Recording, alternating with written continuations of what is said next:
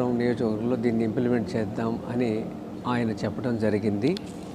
తిరుమలలో స్వామివారికి ఇస్తున్న నైవేద్యాలు ఇవన్నీ కూడా గోవింద భోగు దీని పేరు. తిరుమలలో ఏదైతే జరుగుతుందో అది కూడా ఇక్కడ నియోజకవర్గంలో ఇంప్లిమెంట్ చేద్దామన్నారు.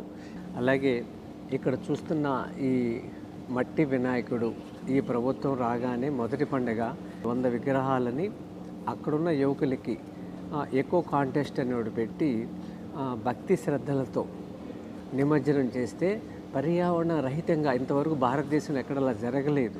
ఇది చేతి సంచితో బజారుకి వెళదాం. ఒకప్పుడు 40 ఏళ్ల క్రితం ఇలా అలవాటు ఉండేది. పిఠాపురం అనే పేరుతోనే ఈ వస్తువులన్నీ మనం తయారు చేసామనుకోండి, స్థానికంగా వాళ్ళకి ఒక ఆదాయం వస్తుంది. రెండోది అదొక మోడల్గా నిలబడుతుంది. ఈ అవకాశం ఇచ్చిన పవన్ కళ్యాణ్ గారికి మనస్ఫూర్తిగా అభినందనలు, ధన్యవాదములు.